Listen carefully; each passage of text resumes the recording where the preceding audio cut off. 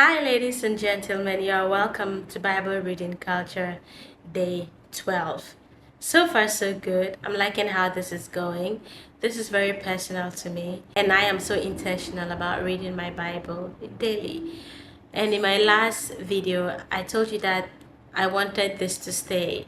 I wanted this to become a generational movement where this would be inherited by our children's children, and it will be more of a lifestyle for us and for our children and those to come.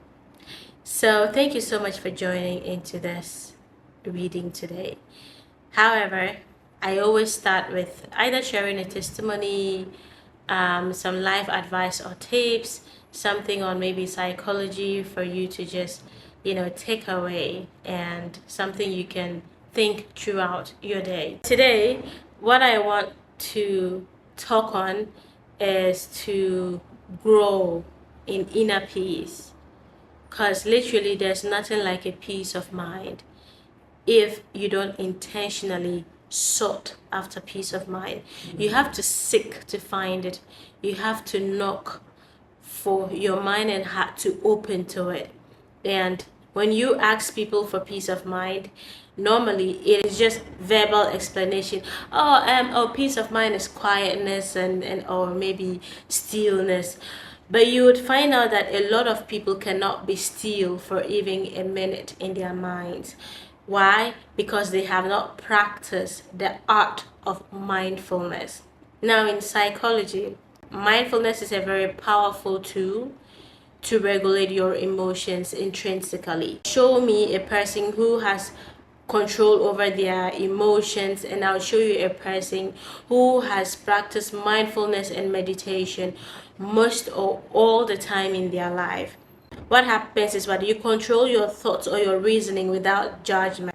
You follow through your breathing with sensation, and this sensation brings the mind to calm. So when I hear men saying, "Oh, I want a woman who has a peace of mind," me, I want peace. I want peace. Because you know what? People with peace do not even say, "I want peace."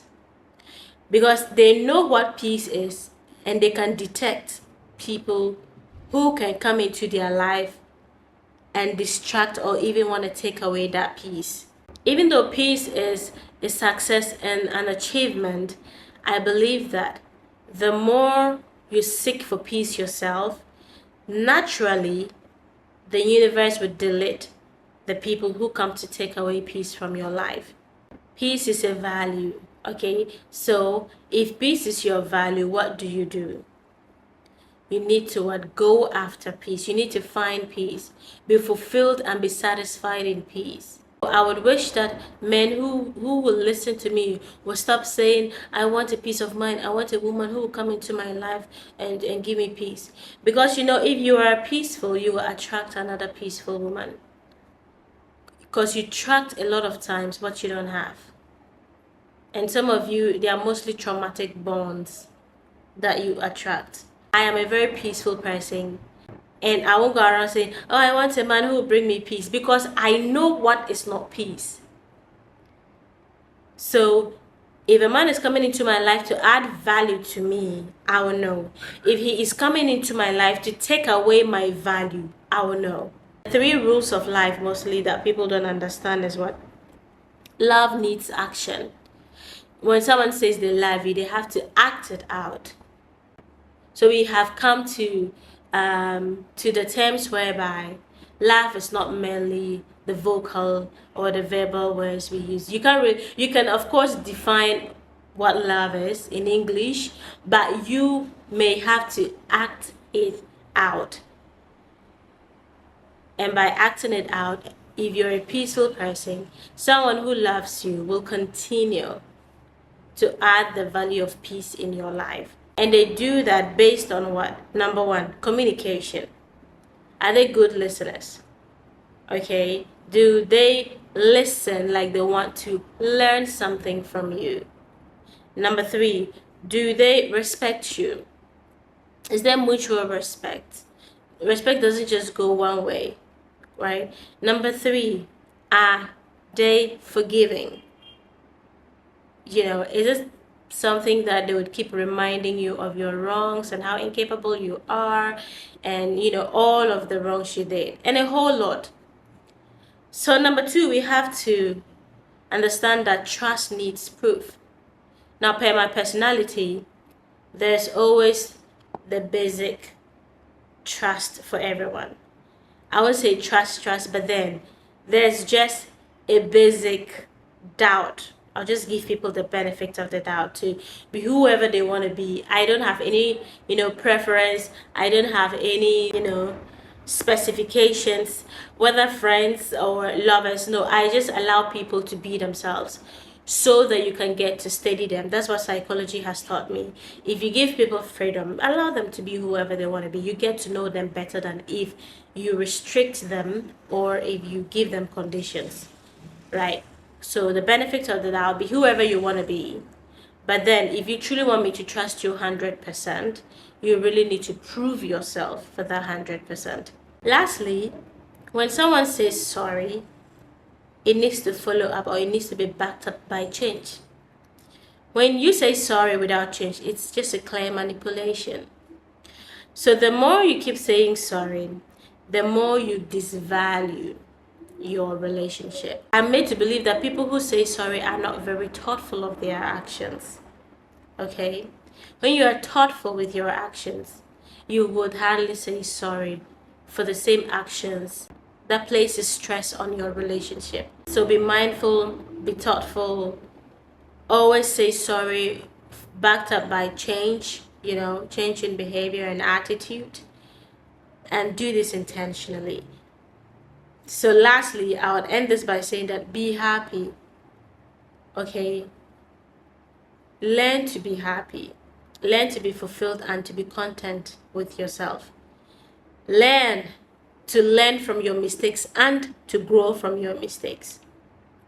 You need to understand that if you are willing to learn and grow from your mistakes, it means number one, you have forgiven yourself. It means number two, you are giving yourself the grace to go through life with ease, without very hard judgments on yourself. Which means that if someone comes into your life and offends you one way or the other, because you are forgivable even of your own self, you may be willing to forgive them also. Search for happiness and peace. Seek for happiness and peace. Knock for happiness and peace. Ask for happiness and peace. If you can't find it, go see a life coach, a therapist, a psychologist, because these people are so much well versed in all of these. And be very intentional about your life. Take your life serious, because everything around you is not just the mere eye. Certain things you need to go through: fasting, self-sacrifice. You need to stop certain things. It's okay if this new year you want to delete or block certain numbers. It's okay to outgrow certain relationships or friendships. This is what makes maturity. To have to come to terms with the fact that certain things no longer work with you.